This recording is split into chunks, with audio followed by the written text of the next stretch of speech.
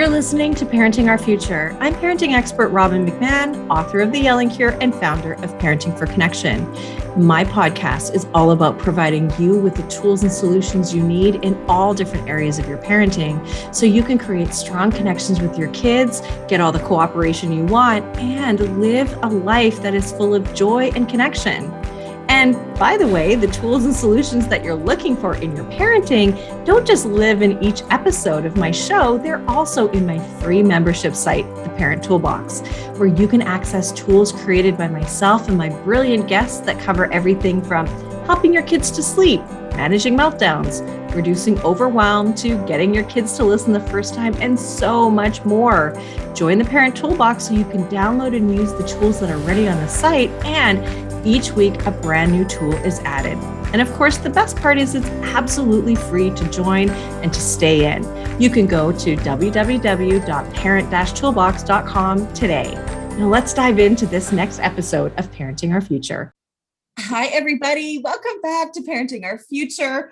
Okay, we're talking about connection here. We're talking about kids who are not neurotypical and how do we connect with them? Because boy, there are some days it is so hard. And I have a really wonderful expert who's going to really help us navigate this because she's been through it herself, is going through it herself, and she works with parents to help them really connect with their kids who are not neurotypical. And we're going to talk all about what that means and, all of that stuff. So I am so happy to welcome Dr. Norrine Russel, who began Russel Coaching for Students in 2009. She's now a premier national coaching practice for middle schools through to college students with students across the US and Canada. Her passion for providing support to frustrated students and wary parents is fueled by her own experience of raising two complex children who are both neurologically atypical. Dr. Russel knows firsthand the exhaustion parents face as they day in and day out seek solutions for their out-of-the-box children. The entire team at Russel Coaching is committed to supporting the psychological well-being, education, and family life of their clients. Thank you so much for being here, Dr. Norrine. It's so nice to have you here. I'm thrilled to be here. Wow. Absolutely. And there's just this comfort when you can talk to somebody else who understands your struggle. I have to tell you, for years, I struggled in silence, not knowing what was going on with my kiddo and blaming myself, right? And, being so ashamed and embarrassed when I went to his class at school. I don't think there's been one teacher I haven't cried in front of, and the experience that I always had was, teachers and staff really sort of saying, well, here's the problem, what are you going to do about it? I'm like, I don't know. I don't know. So here's the thing. When we have neurotypical kids, neuroatypical kids, first and foremost, what does that mean? Let's just talk about that. Okay. So I think that phrase initially got popularized to talk about autism. And for a while, it had this very specific connotation that atypical meant autism. And then, there's a TV show called Atypical, and that, has a main character with autism. I think of atypical, neurologically atypical kids as kids who are wired in some way that isn't the norm. Okay. So those are kids with autism. Sure. Those are also kids with ADHD. They're kids with learning differences and learning disabilities. You really could even, and this is up to you, you could stretch it to even say, I think kids with mood disorders and other psychiatric disorders could be considered atypical because we know there is this strong neurological component to mood disorders. So when we say neurologically atypical, that's what I'm talking about today, is kids with autism, ADHD, anxiety, depression, learning differences, giftedness, cognitive impairments, and those who really just think in a way that's out of the box that would be characterized with a diagnosis of some kind. Yeah, I would agree with you. And here's the thing. And I say this all the time. It bears repeating. It's hard enough to raise a typical child, let alone a child with a diagnosis or multiple diagnoses. Because you and I both know that usually where there's one, there's usually more than that. Right. And so, looking at what your kids have struggled with and what you've struggled with, because of that, your kids' diagnosis includes autism, mood disorders, ADHD, giftedness, and learning differences. Yeah. And of course, I have a child with ADHD, learning differences as well, plus anxiety, depression, and OCD, which is really serious. I always get frustrated when I hear people say, oh, it's just my OCD. It's like, no, you don't know. You don't know what it really is, right? Because it's debilitating. It's debilitating for some kids, right? And here's the thing, like these kiddos, we love them so much, but the way their brain works, I'm just going to say it, it makes it hard to really connect with them. It makes it really hard to love them sometimes. And I hate to say it like that, but it is a challenge some days, right? So let's talk about that. Yeah. Well, and I think there are a couple things in what you've just said that are so important for the parents who are listening. First of all, these things, more often than not, statistically, more than half the time, they come with a friend. So, you might be fortunate, if we can use that term, to have a kid who just has anxiety or just has ADHD. But most of the time, for people who don't realize this yet, if you have a child with one, usually, even if they feel like kind of an invisible friend at this point, you haven't figured it out, there's usually something else. So I think that's worth acknowledging for your listeners, is that we're not dealing with one thing. We're more than half the time dealing with more than one thing. And as you've made your list and you've read my list, sometimes it can be 4 or 5 things. That's a complex child, right? And so I want to talk today about acknowledging how difficult that is as an individual parent, as a mom or dad, to figure your kid out, and how much time and energy that takes to understand your kid. When your kid is different in some way, and there are multiple explanations for the different pieces of that, you are like an explorer, a detective, and it is hard to figure out. You may have had this experience. We got different diagnoses at different ages. And so it felt like every year we were uncovering another piece, which created a little bit of grief and loss about, oh, another diagnosis, but then also created hope, because once I was able to put on my autism glasses, I was like, oh, this behavior makes perfect sense now, and becomes more predictable and in some ways less stressful because I understand it. So I think that's one important point today, is the complexity of neurologically atypical kids is very difficult to understand, even by parents who have these kids in the beginning of their parenting journey. It's infinitely more difficult for a teacher, especially if you have a kid who kind of can look typical in some ways or seem typical on some days. Then we run into a lot of issues at school, because the assumption starts to be, well, if they tried harder. So we're going to get into that later, I know, but I guess I want to say, for parents, give yourself as much space as you need, and give yourself as much time as you need to be the detective and to process multiple diagnoses, and give yourself permission to acknowledge how difficult it is, because it really is very difficult. I think the other part of what you've said is that this is extraordinarily difficult for our kids also. They feel different. they experience the world differently. They feel disconnected from us and the world sometimes too. And so this is stressful. You take a family unit where the parent is trying to figure the kid out. The kid is experiencing the world differently than a lot of their peers around us. It's just a lot of stress. Mm. Oh my gosh. So I want to just talk a little bit about what you said. So, taking time to figure them out. Yes. And it takes time and it takes years, right? It's not going to just take a minute. And I think the things that come up that make it so hard for us is having family members that don't understand, that want to judge your child. We've experienced that, reject your child.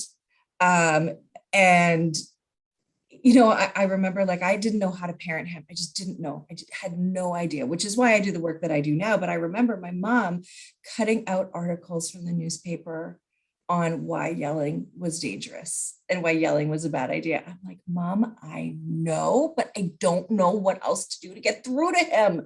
Right. And so enter shame, right? Deep, deep shame, because I am not the mom that I wanted to be. Right. And I don't have the kid that I want or like or thought I would have. I mean, that's very deep. That goes very, like, into the heart of who we are as women, as moms, speaking from a mom's perspective. Dad's, my husband's been through lots with that, as a couple together.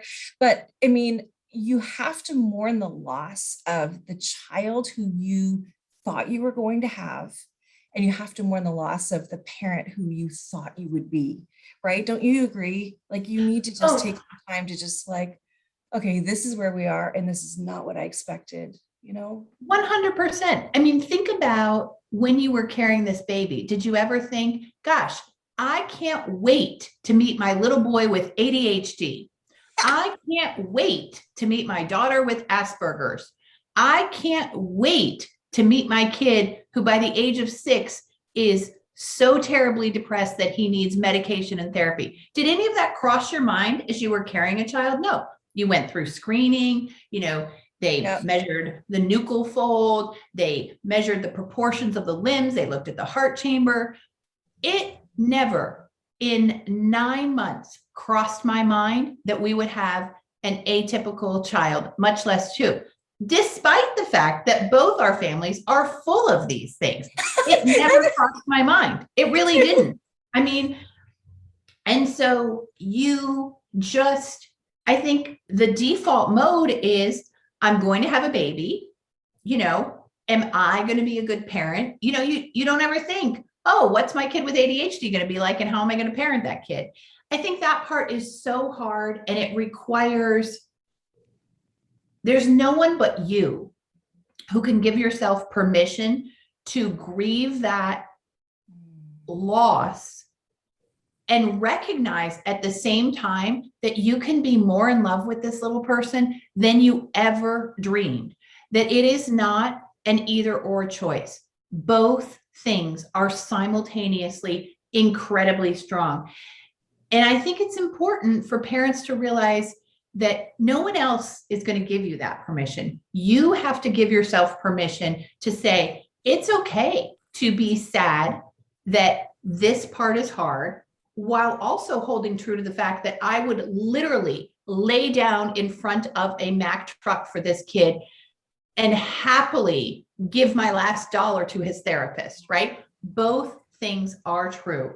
And the fact that you have strong feelings of sadness or regret or guilt don't make you a bad parent for this child in any way, and I think the other piece, and I want to comment on this, and I'm not sure if this is kind of the right place in your flow, but one thing that I have struggled with is other people seeing this as temporary. Like, I'll never forget saying to a preschool acquaintance when my son was 8, Ethan's doing really well right now. And she said to me, all that worrying that you did for nothing.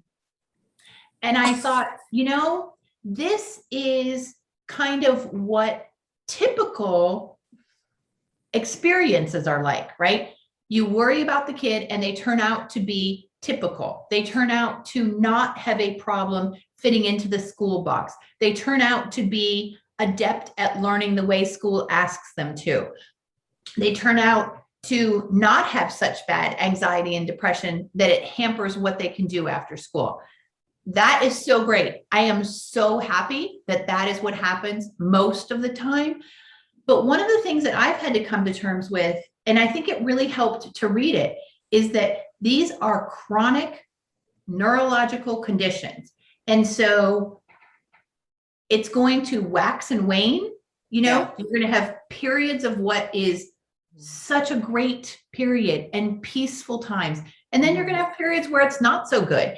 And I think for parents who happen to be listening, who are supporting other parents who are raising atypical kids, I think understanding how chronic these challenges are is important. Like, I'm so glad he's better now, or I'm so glad they worked it out at school. There is no end point when you have a child with ADHD, autism, a mood disorder, learning differences. They can be in a great school. They can be on a great med. They can have a great therapist. They can have a great coach. But you are still dealing with a chronic neurodevelopmental disorder. And I think that that is an important piece for other people to realize. Like, it doesn't get better and go away at some point. Thank you for saying that. I think that's a really important piece. And I think that, when somebody says to you, oh, all that worrying for nothing. Actually, no, that was all my hard work, my dedication, my showing up to appointments, my getting him help, my fighting for him at school. That's why things are better. Thank you very much. Like, if I do, I'm a little mad when I say that, but it's true. And I even had to convince people, like, no, it's really, really tough at home. And no, we don't see it. Well, okay, I'm sorry you don't see it, but like, I'm living in hell, like, no joke, no joke. And, you said something to me before we even hit recording, and that is how much our kids challenge us. And it is, like you said, it's chronic, it's every day. And us having to live in grace for our kids constantly. Can we talk about that, please? Because that really kind of hit me right in my heart, because it's very true. We forgive a lot.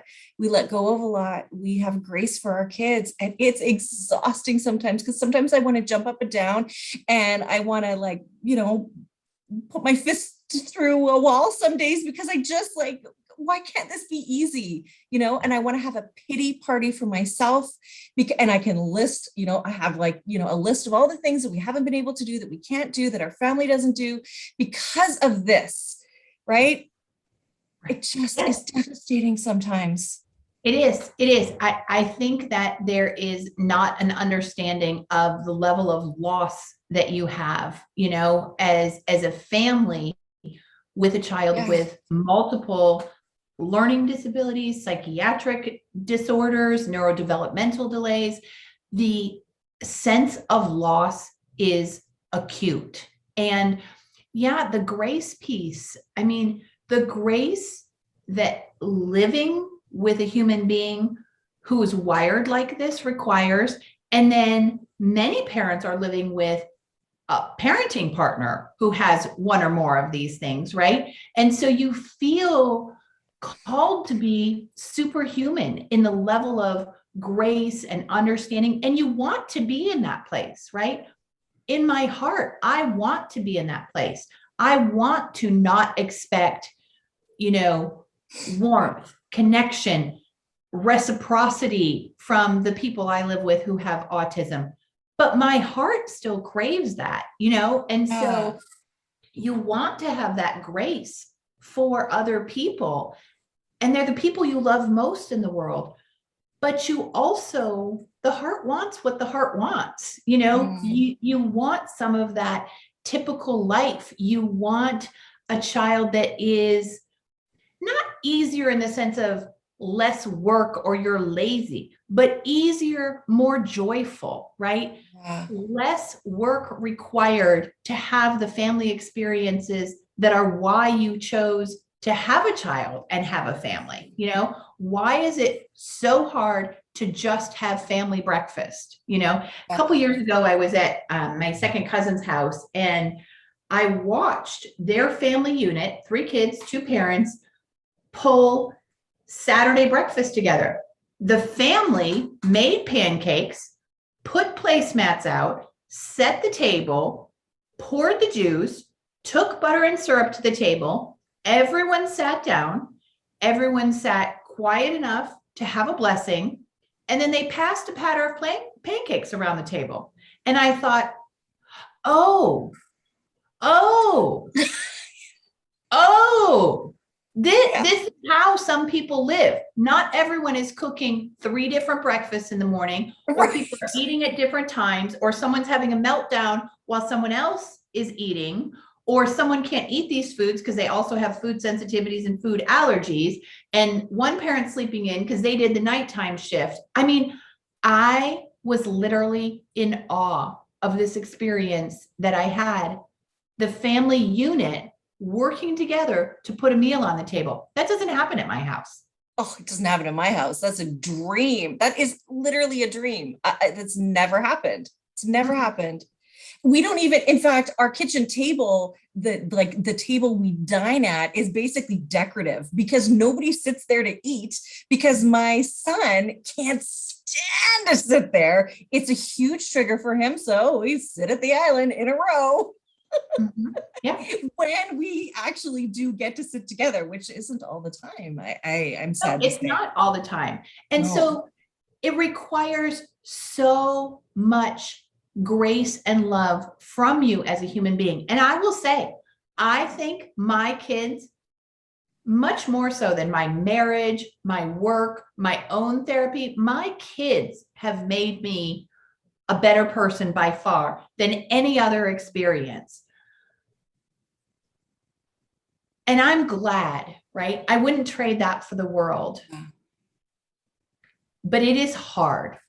Yeah, I agree with you. Look, I see my oldest as my greatest gift. He is the one that made me have to look at myself, and he made me want to be a better person. And I am a better person because of him. I do have grace. I do have more emotional intelligence. I have more patience. I have all of these beautiful traits now that I didn't have before, but they were a lot of work. And then there are those moments where you really are like, oh, this is good stuff. Like this kiddo, like, I just love this kid. Like I went into his room this morning to wake him up to get him ready for school, which he's always late for school. Right. And I get it. I wouldn't want to go to school if I was him either. Right. But, he's just like, okay, mommy, I love you. Okay, mom, I just need to get up now, but I love you. Yes, I do love you. I'm like, I got 3, I love you. It's like, I mean, come on, that'll just get me going through the whole entire day. Right. Like that's all I need. And that also just shows me like that's who he really is, so I also have to manage my thoughts about that, right? And not go into fear mode, like what's this life gonna be like, because that's the thing, these are chronic things that are always going to be present. They don't just go away. So and I think the grace comes from that, right? The grace comes from appreciating in the moment. Oh my gosh, my kid has the biggest heart. My kid is so exceptional in the way that they love other human beings. My kid is so exceptional in their curiosity about the world. And that feeds the ability to have that grace. And I think that is such an important part of what you talk about when we talk about, strengths-based parenting, and we talk about parenting from a place of connection and collaboration and partnership. Because when you see those strengths, I think you see a human being, and you see beyond the diagnosis and the limitations and the shortcomings. Those things aren't going to go away. But when you can also see the human being, that's what, for me anyway, allows me to have grace. I don't have grace all the time. Believe me. Me neither. Mm-hmm. I don't. This morning I was caught unawares. Do you want to hear my story from this morning? Yeah, we all do. So my son is like, he is made to be a civil servant. He is going to be mayor. He's going to be a firefighter. He's going to serve, he is a leader and a servant. So he's in 6th grade this year. He got to join safety patrol. Okay. So he was the first cohort of kids who were selected for safety patrol. All I kept hearing all month was, I'm September for safety patrol. I'm September. We have to get up. We have to get to school early. Okay. That's just about freaking impossible in my house. We did it most days. I go to bed last night. I am thrilled because do you know what today is? October 1. Yes. And do you know what that means? Yes. Which means we don't have to be at school early. We don't have to figure out the motor skill planning of putting on the vest that goes, diagonally and then snaps in the back. I mean, right. The number of days I have driven to school coaching him, hold the badge in your left hand, take your right hand and put the loop over your head, right? Because the motor planning skills to put on the safety thing that goes across your chest is impossible. I'm thrilled that safety patrol is over. I'm also thrilled that my kid is a leader and a servant and cares deeply about public safety and is totally perceived at his school in that way. I am thrilled. And I am thrilled that we don't have to be at school early. Come to find out that they were actually finishing the week in safety patrol. So we're driving to school. We're not going early because in my mind, it's October. Yeah. And he's like, Mom, I have to be at school in 2 minutes. It's the last day of safety patrol. Oh. And I had no grace. I'm telling you, I was like, how would I have known that? There is no conceivable way I would have known that. The thing didn't say September 1 through October 1. It said the month of September. So forgive my own autism-y interpretation of that in this rigid way, but it said September. I thought it meant September. I didn't know you had to be there. I can't read your mind. And he's like, this is all your fault, which is just, it's anxiety. It's something unexpected. He didn't connect the dots that we weren't going to be at school on time. He's crying. He's super frustrated. He feels embarrassed that he's let the safety patrol squad down. He's mad at me because somehow as the mom, we should have somehow magically made it happen. I'm mad because I had no idea, right? I'm heading into work. I've got, a parent consult. I've got an interview. I've got podcasts. I've got late student appointments, even though it's Friday and supposed to be my day off. And I didn't have a lot of grace. Yeah. I really didn't have a lot of grace, but that is what happens in families like ours all the time is something unexpected happens. Everybody wants things to go well. Everyone has worked so hard. I don't know about you, but I feel like I work so hard to make this family work together, right? To allow my kids to have the best life they can possibly have. And here we are on a Friday morning crying on the way to school because somehow he was supposed to be at safety patrol, which is fine. It's not the school's fault either. I'm sure somebody told him at some point you should have safety patrol. He's time blind. I get it. But it was hard. Yeah. I get caught in situations like that too. And I'm like, how did I not see this coming? Like, I'm not new, but I think that the mental capacity that I have only gets me through what I know is happening right now, and like any extra, I'm like, oh my God, I don't know how I didn't see that coming. I did not even what is wrong with me, right? And my younger son is struggling right now too with some anxiety and some depression too. And there was a time he was stopping going to school and we're trying to get him to school full time. He's not there yet. So some days, man. So my heart goes out to you. I feel you. And I know exactly what that's about. Right. And your son is lashing out at you, but really only because he doesn't have any other way to deal with it. Right. Because he's feeling embarrassed right, himself. He's got his own feelings, right? Embarrassed. He doesn't maybe want to be caught out. He wants to be the best. And he feels maybe this is a measure of his worth in terms of safety patrol, all that kind of stuff, right? And if it wasn't for my mom not remembering, then all that stuff. So I get that. It's really not personal, but it comes across as personal. And boy, when everything seems to be my fault, it's just like, okay, I'm taking a break because I don't feel so loving right now, right? Well, and this is what I was thinking about all morning as I was thinking about your podcast, and I was thinking about, your parenting philosophy that you work with families on, and what are those core values, and how do we move away from some of the earlier patterns and habits of prior generations, right? And this idea of understanding, empathy, and connection. And,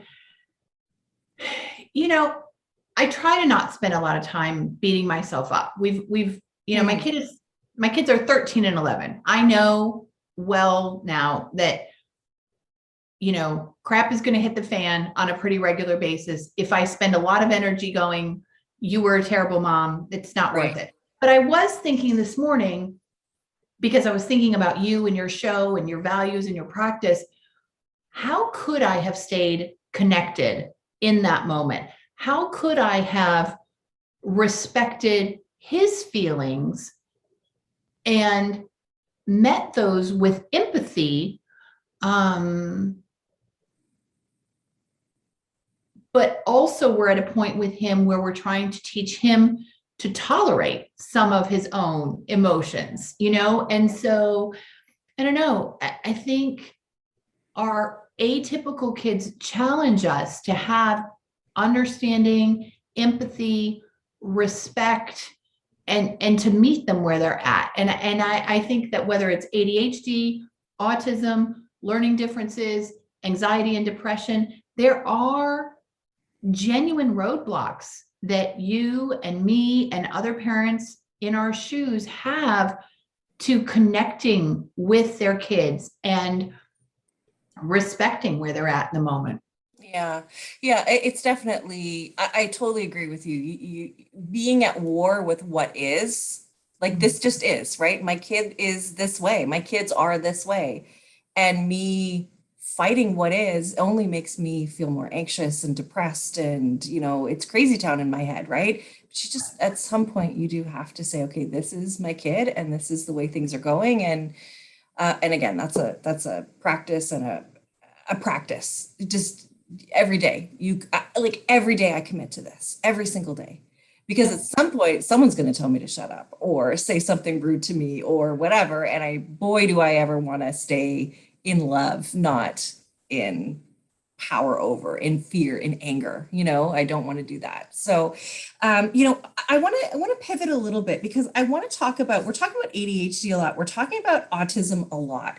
And, I feel like maybe this is a silly question, but I also don't think it is, because I think it's important to kind of like, okay, what exactly are we talking about? And there may be people right now listening that are thinking their child might be ADHD, or maybe they have an ADHD child, maybe they don't believe it. I don't know. Let's talk about what the 3 core symptoms are of ADHD and the 2 core impairments of autism.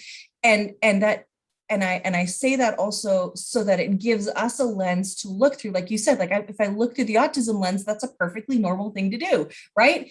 So let's talk about those, if you don't mind. Oh, I love it. Yes, absolutely. And, let's start with something you said earlier. We in this culture use those terms in casual language, like, well, everyone has a little ADHD. Oh, that's my OCD. I think we, as parents of kids who legit have those diagnoses, have to have some grace for other people. Yeah. And it would be great for other people to understand, what does that actually mean clinically? Because yes, not everyone focuses all the time, and everyone does stare out the window sometimes, but that is different from having a child who meets the clinical definition and criteria for an ADHD disorder, right? And so let's try not to minimize the experiences of people who have a legit diagnosis and their parents, when sure, everyone does have trouble focusing sometimes. That's not ADHD, you know? So in order to receive an ADHD diagnosis, which has specific clinical criteria, the child has to have, and I mean, this is relevant to adults too, but I'm talking about children because that's our focus today, an inability to regulate attention, right? So that looks like an inability to focus sometimes. But where I think we really want to understand this is the brain isn't regulating attention. And so the kid is unfocused and inattentive. But it becomes so clear to people when you say to people, do you have to try to focus? And they're like, no. Well, I mean, sometimes I'm tired, but on an everyday basis, I don't have to tell myself to focus. Okay, that's the difference, is the kid with ADHD, their brain isn't regulating the attention. And so that's the first core symptom. The second thing is the impulsivity. And so impulsivity is simply knowing better, but not being able to do better. Okay. It's knowing that cheating is wrong, but impulsively deciding to copy the answers of the kid next to you when you're in the test, right? It's knowing that you shouldn't get the study guide from someone else and change the name on it and turn it in as your own, but doing that. It's knowing that you shouldn't sneak into the kitchen and get the cookies before dinner, but doing it. And the impulsivity is a core component of ADHD. And again, it goes back to self-regulation in the brain. And then some kids have the hyperactivity component and other kids do not. And I think it's important to know that hyperactivity can be physical, which is kind of what I think many people still have a vision of, as, you know, the kid running around, you know, the kid who can't stop touching things. But verbal hyperactivity is another way that that can manifest itself. And so those are the three core symptoms. And a child, in order to receive an ADHD diagnosis, must exhibit those symptoms across different settings and to a certain intensity. So the kid who just sometimes can't focus is not going to meet the criteria for ADHD. Yeah. Yeah. That's, yeah, totally. Okay. So can't regulate attention, impulsivity, and the third hyperactivity. Is hyperactivity, right? And I like how you said that, like, hyperactivity is not just with your whole entire body. It could be talking, yeah. Right? Oh my gosh. Yes. Which, you know, again, my poor son, he knows I talk about him on my podcast and he is giving me permission, but like, you know, when we all get together for like a family dinner, he takes over. And my dad, who's passed away now, but my dad was always the center of attention. And it was hard for him because my son would always he'd just be like, talking, and just couldn't stop. Right. And if you tried to stop him, then he'd get mad, he'd get upset at you, all that stuff. Oh my gosh. Yes. Okay. So yes. Okay. That's good. Okay. Now what about, sorry. I wanted to say one thing too. Here's the thing, that when we see those kinds of things, if we don't understand that just is that behavior, or maybe we don't have a diagnosis and we don't understand it, we want to punish our kids because they're acting that way. And how unfair is it to punish them, take things away from them, talk to them, you know, with all the love drained out of our voices, you know, power over them, stand over them, you know, all that kind of stuff, scare them, hurt them for something that is not their fault, right? That's devastating to me. Well, and I would agree with you. You know, my practice, we do academic and ADHD coaching. So we really work intensively with kids in the academic setting. And I can't tell you how many parents are given the ADHD diagnosis and they don't know what tools they should have at their disposal, right? It's a weird thing to me, the way we diagnose ADHD. If your kid had diabetes, you'd go to the class at the children's hospital. Right. You know, if your kid had cancer, The oncologist would explain things to you all the time. I think there's something strange about ADHD, but honestly, so many times parents think that the only recourse they have is to say, try harder, right? Focus. You need to try harder. And then this is where we end up in the cycle of shame and blame. I'm trying as hard as I possibly can, and I can't get my brain to do what you think it should be able to do because your brain does work that way. And now I feel terrible about myself. Telling kids to try harder is not an effective intervention for ADHD. Telling your kid to focus is not a way that will help the brain focus.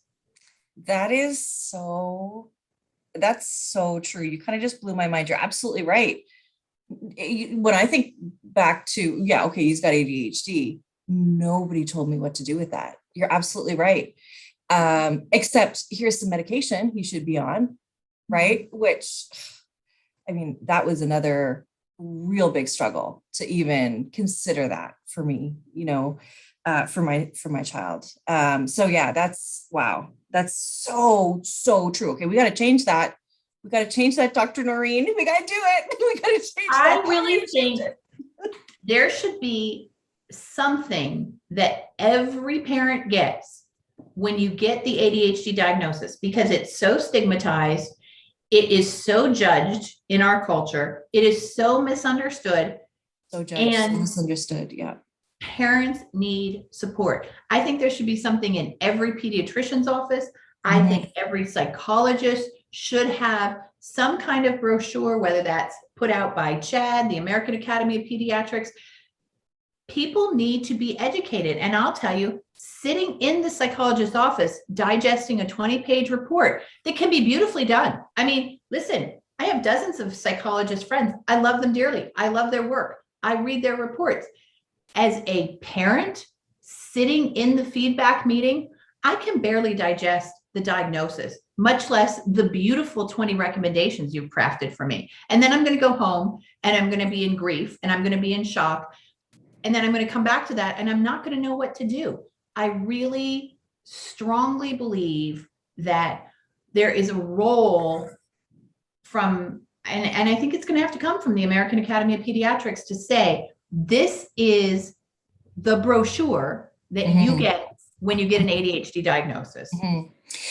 I do know of a couple of things that are independent of, going to your pediatrician and that sort of thing. There is the Esteem app, which is done.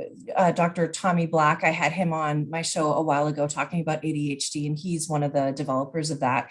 There's also Children's Hospital here. So BC's Children's Hospital. So British Columbia's Children's Hospital. And I'm trying to remember the name of the other site, but anyway, they have a course that's free called Rolling with ADHD, but nobody ever told me about that. I found that out through other sources, right?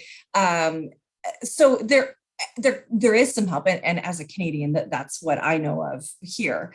And then that app is not just for Canada, but that's all self-directed, right? That's not like, here, family, let me take you in. Let me tell you all the ups and downs that are going to happen, right? Like, let's compare that to a much simpler problem. Your kid has a vision problem, right? Oh, you go to the pediatrician's office.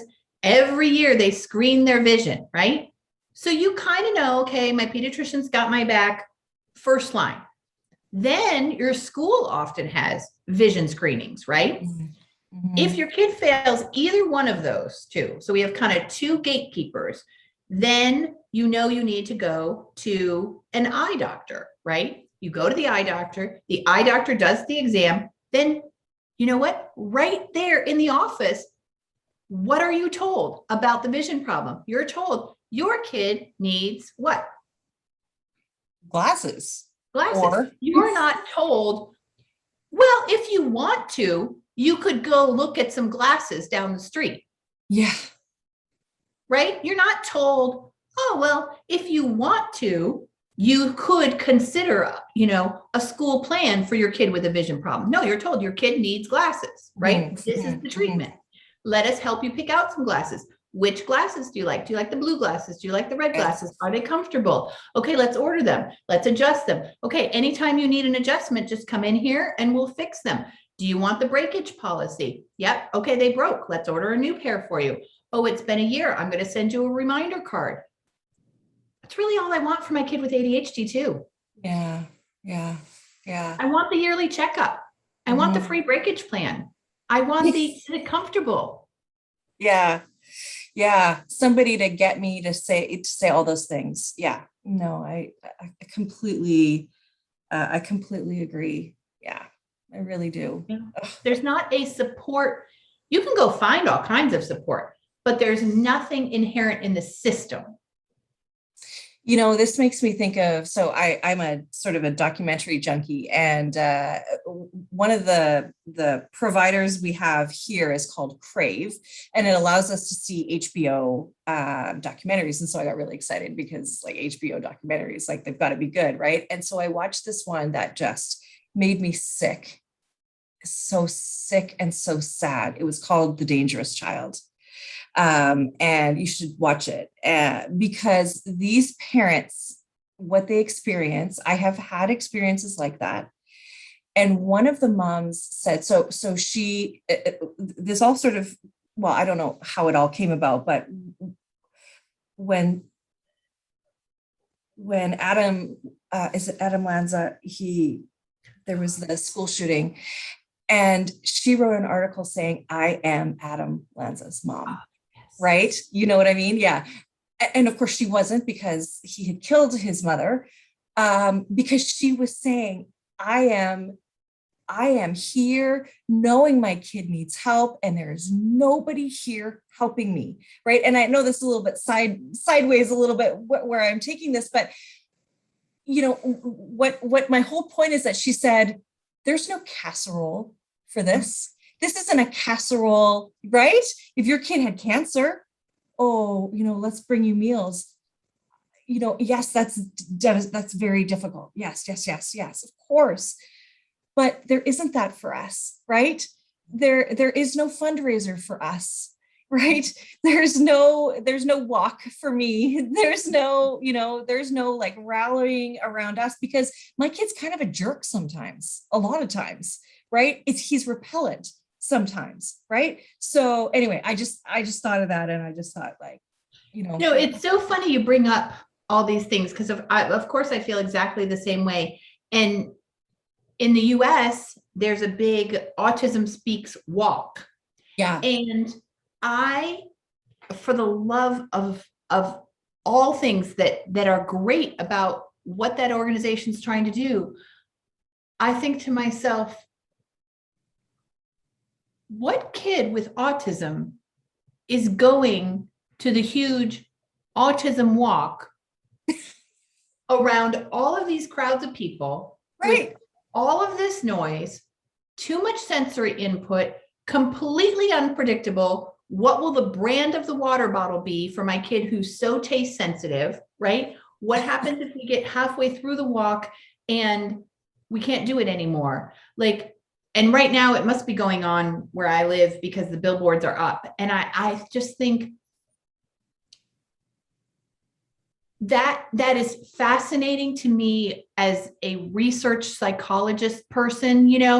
What does that look like? Who are those kids who can go on an autism walk with thousands of people all around them and a bullhorn? Like I really, and probably the Autism Walks people are going to contact me and say, it's not like that at all, which is great, but there's just, and I think this comes back to where we started today. There's a disconnect in many ways between the experience we live and the experience of parents who are raising kids without neurodevelopmental disorders. The same way there's a disconnect between us and parents who have kids who have cancer, right? The same way there's a disconnect between us and parents who have, chronic physical conditions. We can very easily be disconnected as human beings. I think the difference is that so much of what we wrestle with as parents is misunderstood and unfairly judged by other people. And it is, the severity of that is not understood sometimes. Yeah. I've been to that walk, by the way, and you're right. I have been to the walk here in Vancouver. Oh. When I used to work for McDonald's restaurants, we sponsored the walk. So it was, I went with my kids, and you're right. You're right. I don't know how anybody with sensory issues would really want to do that walk. You're absolutely right. I never thought of that before. But what you just said leads me to say this, and that is that I think we just need to stop judging each other. We need to start giving grace to each other. We need to say, if you see a mom who looks like she's being run ragged, like, put your arm around her, as if it's okay and not pandemic times.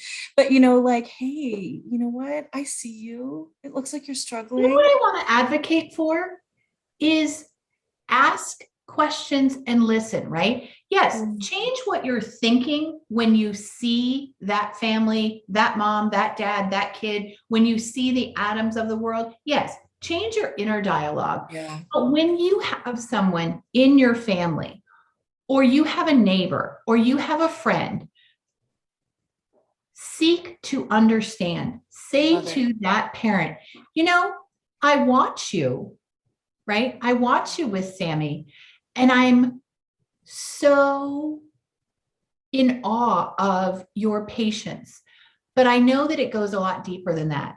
Will you tell me more about Sammy and what it's like to be her mom? Because I would just like to understand that as a person who cares about your kid. I do want us to stop judging, but I also want us to actively seek understanding, in the same way that when the kid has cancer, we say, what did the oncologist say today? We say, how's chemotherapy going, right? Actively try for the people who are in your circle to listen and understand what their experience is like. And they don't need that much, right? Like, I have a few people in my circle who ask me all the time, and that fills me up, like, we're not going to become glomming, annoying, constant talking about our kids' meltdowns and 504 plans and IEP plans. We're still whole people, but just asking is an act of love. Very true. I love that. I really do. So true. So true. We just need that for each other. We just need to, and I think that models for our kids that they can do the same for those kids. So for those typical kids to say, hey, you know what, like, you can be my friend. You act a little wild. Sometimes you do this, sometimes you do that. Sometimes you don't look me in the eye, or whatever, whatever it is. But I could still be your friend. Why not? So I love that. So let's just cover off those the two core impairments of autism, because we didn't get there yet. I just feel like I could talk to you all day, but let's do those. Great. No, I think this is an important point, and I'm glad you brought us back around to it. So in order to receive an autism diagnosis, which is different from just being quirky, right, is there need to be fixed and repetitive interests or behaviors, okay? Fixed and repetitive interests or behaviors. So these are the things that kids have an obsession with, or these are the behaviors that they engage in kind of a tick way, or they flap their hands, or they only want to learn about trains, or they're obsessed with wolves. They have fixed repetitive interests. And I think it's important to understand that for kids with autism, this reduces their anxiety in the world. This is how the world makes sense to them, because processing the typical world can be overwhelming for them. And so they have these interests that, they're really able to hone in on and make sense of, and it gives them a sense of peace and calm. And then the other piece is impaired social communication. So what that really means is that there is often a lack of reciprocity, right? Your kid with autism can have great language skills. They can have great vocabulary. They can sound so smart. They can be extroverted. They can be curious about people. But when it comes down to that simple process that neurotypical people take for granted of a conversation that goes back and forth, that builds on itself, where both people are understanding, mirroring, reflecting, active listening, that is difficult for people with autism. So you have to meet a clinical threshold of impairment in both those areas in order to get an autism diagnosis. Okay, okay. You know, I think that does really help. I know that there are, parents that I work with that are, they come to me really stressed and worried about their kids, and they kind of don't know where to start, right? And so really defining the three symptoms of ADHD and the two core impairments of autism, I think is really helpful. Let me just ask you one thing really quickly before we sign off, and that is, you're saying autism. Are we now, and not that it matters, but I think it does, language is important. Are we now saying that it's just you're on the spectrum? Or do we say you have autism? Because it was autism, Asperger's, right? And so on and so on. So what are we calling it now? So I think, I mean, when I'm speaking with parents or I'm speaking to teachers or professionally, I will often say kids on the spectrum or kids with autism. I don't like the term autistics. I think that for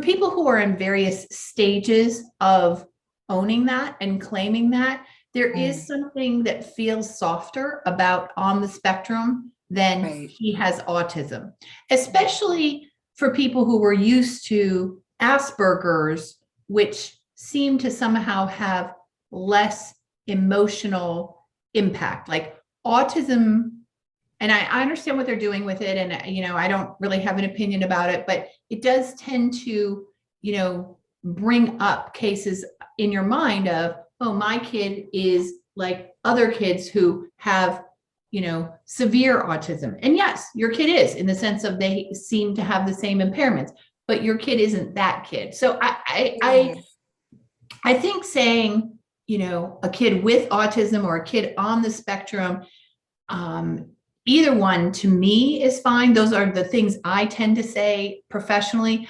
I've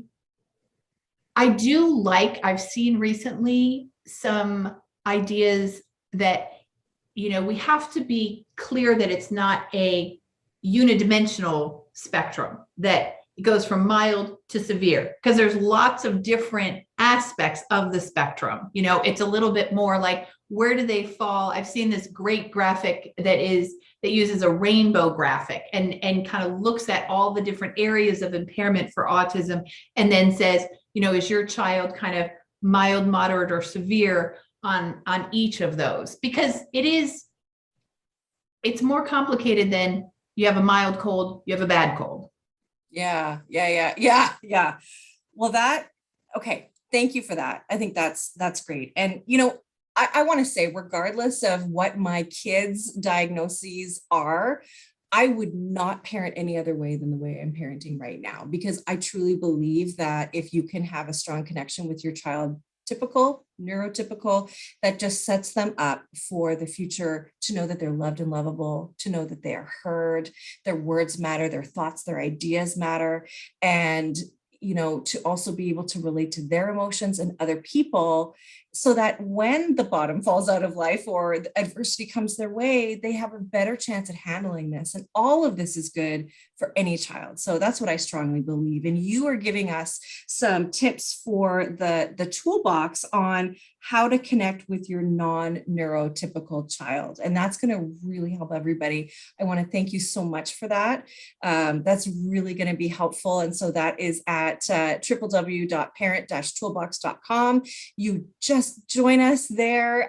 You just become a member. It's totally free to join. And there's like over 100 different tools in there dealing with all different kinds of things. You'll find things that you may not even realize that you wanted to look at that are there and free for you to take, download, and keep, and just help you to be the parent of your dreams, the parent that you always wanted to be, that you dreamed of, when that little baby was inside and you were, about to give birth. So that is just wonderful. And so we are actually, this is part one of part two, because what we're going to do now is we're going to dive into some more, So next week, you're going to listen to us with part two, where we're going to dive into just some more strategies, some more things that are going to help us be the best parents we can for these kiddos, right? Yeah, I'm super excited to talk about that. And I think this helps people with the understanding, which creates the empathy and the want to do better. And then next week, we're going to set them up with, okay, so how do you do better when you have a challenging, complex kid? Yes. All right. Stay tuned for that. Thanks so much, Dr. Norrine Russel. I love you already. And this has been a wonderful conversation, and I can't wait to talk to you again. So talk to you soon. Talk to you soon. Thank you for having me. Thank you for listening to this edition of my podcast, Parenting Our Future. I'm parent coach Robbin McManne, and if you're enjoying this podcast, please share it with someone who you think might also need to hear this message. And don't forget to subscribe, and if you like my work, I would be grateful if you gave me a 5-star rating. For those of you who like my content and want more, visit me at yellingcurebook.com to get your copy of my book and to find other resources to help you. Until next time, I am wishing you and your family peace and connection.